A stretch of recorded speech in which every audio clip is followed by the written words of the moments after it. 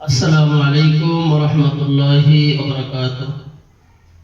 نحمده ونصلي على رسوله الكريم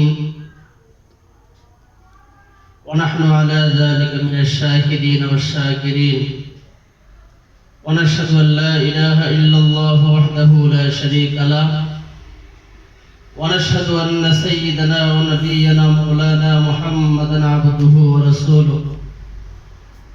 فقد قال الله تعالى في كلامه المجيد وفي فرقانه الحميد: فأعوذ بالله من الشيطان الرجيم. بسم الله الرحمن الرحيم.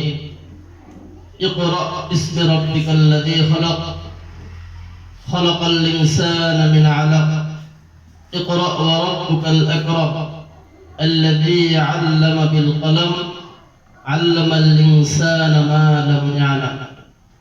قال النبي صلى الله عليه وسلم: طلب العلم فريضة على كل مسلم ومسلمات، أو كما قال النبي عليه الصلاة والسلام.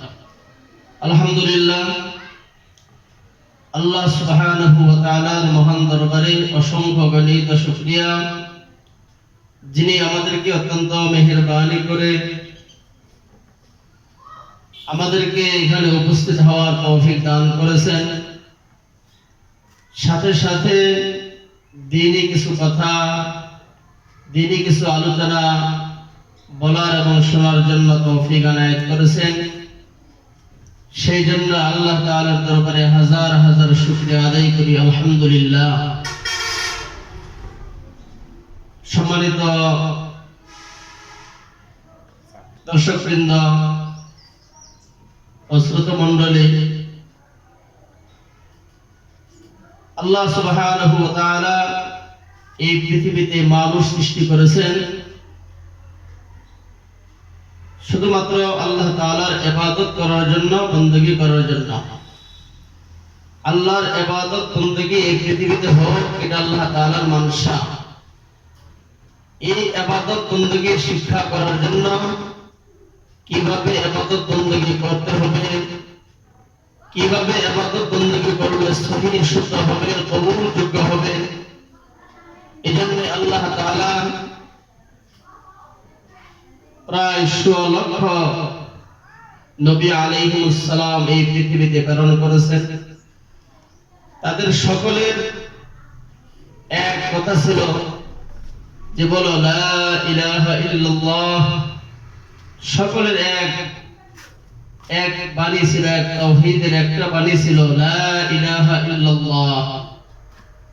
হযরত আদম আলাইহিস সালাম তার কালিমা ছিল আদম সফিউল্লাহ, লা ইলাহা ইল্লাল্লাহ, আদম সফিউল্লাহ। ইব্রাহিম আলাইহিস সালামের কালিমা ছিল লা ইলাহা ইল্লাল্লাহ, ইব্রাহিম খলিলুল্লাহ। হযরত ঈসা আলাইহিস সালামের কালিমা ছিল লা ইলাহা ইল্লাল্লাহ, ঈসা রূহুল্লাহ।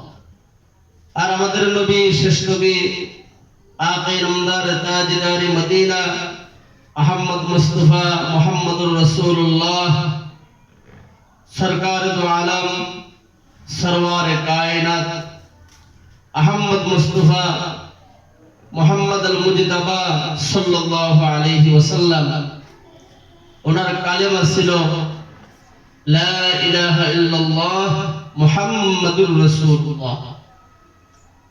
এই লা ইলাহা ইল্লাল্লাহ, এই বাক্যটা অত্যন্ত দামি একটা বাক্য, অত্যন্ত গুরুত্বপূর্ণ একটি বাক্য। লা ইলাহা ইল্লাল্লাহ এই বাক্যটি অত্যন্ত মাহাত্ম্যপূর্ণ একটি বাক্য, যে বাক্য পড়ার মাধ্যমে, যে বাক্য মুখে উচ্চারণ করার মাধ্যমে একজন মানুষ মুসলমান হিসেবে বিবেচিত হয়, একজন মানুষ মুমিন হিসেবে বিবেচিত হয়। লা ইলাহা ইল্লাল্লাহ বলার মাধ্যমে একজন মানুষের জিন্দগির, জীবনের, যৌবনের সমস্ত ছোট বড় সকল প্রকার গুনাহগুলিকে আল্লাহ তাআলা মাফ করে দেন। লা ইলাহা ইল্লাল্লাহ এই বাণীটা শিক্ষার জন্য, এই বাণীর মাহাত্ম্য বোঝার জন্য যুগে যুগে আল্লাহ তাআলা তার হাবিবদেরকে, তার রাসূলদেরকে প্রেরণ করেছেন, আর মানুষদেরকে তাওহীদের পক্ষে, মানুষদেরকে রিসালাতের পক্ষে তারা আহ্বান করেছেন। এই তাওহীদের মাধ্যমে একজন মানুষ মুমিন হিসেবে বিবেচিত হয়, মুসলমান হিসেবে বিবেচিত হয়, সর্বোপরি একজন মানুষ জান্নাতি মানুষ হিসেবে বিবেচিত হইতে পারে। এজন্য প্রত্যেকটা মানুষের জন্য আল্লাহ সুবহানাহু ওয়া তাআলার নবী ঘোষণা করেছেন, ইয়া আইয়ুহান নাস, হে মানব সকল, কুলু লা ইলাহা ইল্লাল্লাহ তুফলিহুন, তোমরা সকলেই বলো লা ইলাহা ইল্লাল্লাহ, আল্লাহ ছাড়া কোনো মাবুদ নেই, আল্লাহ ছাড়া কোনো উপাসক নেই, আল্লাহ ছাড়া কোনো উপাস্য নেই, আল্লাহ ছাড়া আর কেউ ইবাদতের যোগ্য নহে। এই কথাটা যে মনে প্রাণে বিশ্বাস করবে, জবান দ্বারা স্বীকার করবে এবং আমল দ্বারা পরিণত করবে, তারাই হলো প্রকৃত মুমিন এবং মুসলমান। ঈমান বলা হয় তিন বিষয়ের নাম। এক নম্বর হলো আমল বিল, এক নম্বর হলো ইকরার বিল লিসান, দুই নম্বর হলো তাসদীক বিল জিনান, তিন নম্বর হলো আমল বিল আরকান। মানুষ যখন মুসলমান দাবি করে, সর্বোপরি তার মুখ দিয়ে স্বীকার করতে হবে যে আল্লাহ ছাড়া কোনো মাবুদ নেই, তার অন্তর দ্বারা বিশ্বাস করতে হবে যে আল্লাহ ছাড়া কোনো ইবাদতের উপযুক্ত আর কেউ নেই, এবং তার আমল দ্বারা পরিণত করতে হবে, তার কাজে কর্মে কথাবার্তায় সকল ক্ষেত্রে তাকে এই পরিচয় দিতে হবে যে আমি একজন মুসলমান, আমি একজন মুমিন। আল্লাহ তাআলার পক্ষ থেকে যে সিদ্ধান্ত, রাসূল সাল্লাল্লাহু আলাইহি ওয়াসাল্লামের যে তরিকা, এই তরিকা অনুযায়ী আমি আমল করব।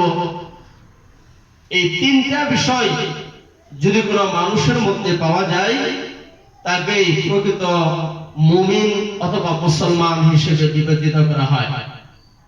পক্ষান্তরে আমাদের মধ্যে অনেকেই আছে যার ইকরার বিল লিসান হয়েছে, জবান দ্বারা স্বীকৃতি হয়েছে, তাসদীক বিল জিনান হয়নি, অথবা তাসদীক বিল জিনান হয়েছে, আমল বিল আরকান হয়নি, তাহলে তাকে প্রকৃত পরিপূর্ণ মুসলমান হিসেবে বিবেচিত করা যায় না।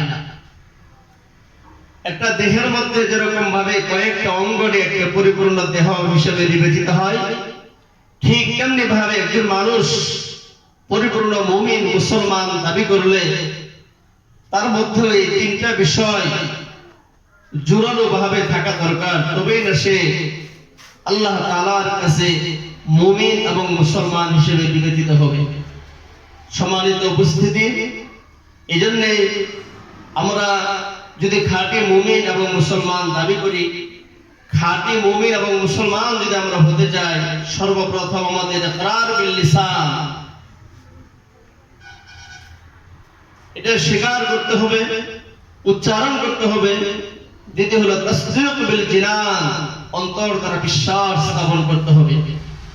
অন্তর দ্বারা একভাবে বিশ্বাস করতে হবে আমার আইনদাতা, বিধানদাতা, পালনকর্তা, সৃষ্টিকর্তা, হায়াতদাতা, মৌতদাতা, সুস্থতা দানকর্তা, অসুস্থতা দানকারী, সব কিছুর মালিক হলো আল্লাহ সুবহানাহু ওয়া তাআলা।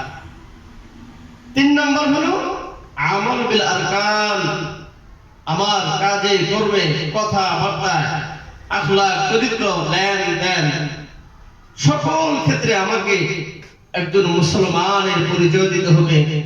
রাসূল করিম সাল্লাল্লাহু আলাইহি ওয়াসাল্লামের তরিকা অনুযায়ী যদি আমরা নিজেদের জীবন, পরিবারের জীবন, সামাজিক জীবন, রাষ্ট্রীয় জীবন, আন্তর্জাতিক জীবন সহ যদি আমরা সুন্দরভাবে আদায় করতে পারি, তবেই না আমরা একজন খাঁটি মুমিন এবং মুসলমান হিসেবে বিবেচিত হতে পারবো।